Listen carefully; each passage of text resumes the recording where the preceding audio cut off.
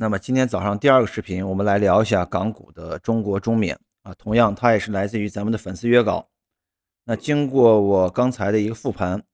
这只股票中短期的走势还是比较良性的，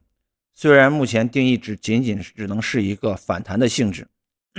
但是上方的空间也是有的。下来我们继续从波浪理论的角度来讨论一下此次反弹的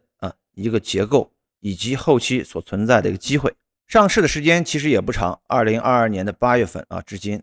不到3年时间里，在这3年时间里主要是以下跌为主。那么图表当中的周线图当中的最高点是位于280港币，最低点是出现在 37.85。 在这一次的下跌走势里面，它其实整体结构是一个五浪推动的一个形态，1、2、3、4、5。那这个下跌结构结束之后市场按照波浪理论的规则，它必然是要迎来一次反弹浪反弹结构。那么反弹浪我们以往经常会说到3波形态 ABC。 那从当前的这个走势来看，第一次的反弹它连黄金分割 0.236 的位置95也都没有摸到，仅仅是在最后一次一个调整浪的反弹高点附近就草草结束。但是这里有一个问题，就是说这一次的反弹浪之后形成的二次探底的这个时间跨度非常的长，回撤的这个幅度呢也非常的长。所以这里有没有一种可能，它这里出现的是一个弱势的 ABC 反弹？因为之前经常给大家讲，如果反弹幅度不达标，它可能仅仅是一个 A1、A2、A3， 再下来走一个B 浪3波，再向上走一个 C 浪的一个反弹。但是由于此处这个 B 浪的调整周期比较长，那按照之前下跌的这个时间跨度来看的话，此处如果再次形成一个 C 浪上涨，那么整体的反弹的时间跨度就比较满足这个要求了。所以当前我们按照保守的态度来看待这一次整体的一个反弹幅度和反弹结构。所以当前我们先定义此处的反弹第一次的反弹，这是一个 A 浪，之后的这一波比较复杂的调整，我们认为它是一个 B 浪 A、B。 那通过前面 A、B 的一个运行结构，我们可以看到 A 的结构非常的简单，基本上是一波流的形态就完成了。那么预示着在 A、B、C 调整形态当中 AC 交替，这种交替是代表它结构的一个交替，同时也代表着它一个简单与复杂的交替。A 浪简单，那么这个 C 浪相对来说会比较复杂会比较复杂。无非我们现在后期要看整体的这个 C 浪后期运行，它到底会运行一个3波的形态，还是运行一个5波的形态，都是存在这种可能性的。好，这是当前我们从周线上得到的一些信息。那么这里还要看一下周线上上次的一个反弹的压力区域。第一个反弹的压力区域是位于 86.90 到 82.50，86.90 到 82.30刚才说错了。第二个压力位就是黄金分割 0.236 的位置，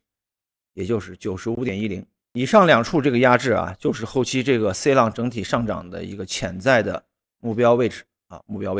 那么下来我们就要缩短周期，从日线图再去分析一下当前这个 C 浪内部运行到哪一个阶段那么如果大家有其他好的品种，那么也可以继续在我们的留言区去留言。那后期我也会通过我的波浪结构形态分析找到这些你所看好的票当中所存在的这个机会咱们分析的大类主要是美股、港股、数字货币、期货以及金油。那刚才所说了，前期的 A 浪调整形态复杂的 B 浪，并且最后这个 C 浪也可能是跟 A 浪交替出现较为复杂的走势。那这次 C 浪的低点起点呢就是 43.15， 这个位置是后期的多空分水岭此处不能跌破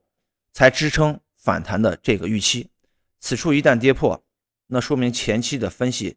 结构划分是出现失误了，那后期将会再次向下创出新的低点，所以这点大家一定要谨记。那从当前这个走势来看的话，可能的运行结构应该是此处已经开始了运行这个 C1 了，这里是 C2， 当前大概率是处于这个 C3 当中。从这个整体的幅度走势来说的话，我个人认为 C 浪后期走五波形态的概率偏大一些走五波形态概率偏大一些。那这里就是 C1， 二次回撤这个低点是 C2， 我们当前是处于这个 C3 缓慢向上的一个攀升阶段。那后期可能面临还有个 C4 以及 C5 的最后一次上涨。当前首先我们通过黄金分割先来看一下这次 C 浪2的一个回撤幅度，可以看到非常临近这个764的位置764的位置，所以这个位置也是一个关键的节点，它位于 47.75， 这个位置和刚才所说的 43.15 同样重要，甚至于跌破，如果万一向下跌破 47.75， 我个人会认为 43.15 这个位置也会不保，也会被跌破。通过这样的划分，我们就知道当前我们的防守位置，最近的防守位置是位于 47.75。 通过这个防守位置，我们看到上方的短期压力位、短期支撑位大致是位于最后这个日线平台的这个相对底部，位于 51.80 附近，此处可能就是一个短期的临界点这是一个位置。另外一个位置可能相对来说再低一些是位于 50.05也就是50整。那以上这两处位置 51.80 和50，那么就是我们日线能看到的短期的一个支撑区域。如果近期行情回落到像上述这样一个区域，我们就可以考虑先布局一些底仓，整体的防守我们还是要放到 47.75 下方47.75下方。那向上看的话，这里我们首先要借鉴一下波浪尺，找到它的一个短期压力在哪里。刚才我们只是说到了周线级别的中线压力，然后我们再通过黄金分割划分看一下整体的反弹幅度可以看到上方的短期压力是位于这个波浪尺的1倍和黄金分割 0.618 的位置，这就是日线压力67.30 到 67.10 区，这是第一个压力。更高的位置，那我可能会看到 74.3 78.8 以及前高这个位置 82.3 都是有可能的。因为整体走势我们目前分析的是日线图，所以它上涨它是需要时间的。包括刚才我说过，因为整体的 A 浪走势比较简单，那么这里 C 浪的走势会比较复杂，所以它所需的时间将会远远大于之前的 A 浪。那通过刚才的结构分析，我们已经知道了这个票整体目前是比较向好的我们也通过分析也知道了下方的最近的支撑区域位于哪里，防守位置位于哪里，上方的短线压力目标位于哪里。那下来我们就等待价格靠近上述区域建立自己的底仓，当然首批的仓位不要太重，后期我们就等待这个市场的验证，看最终是否能如期走出我们所期望的上涨行情。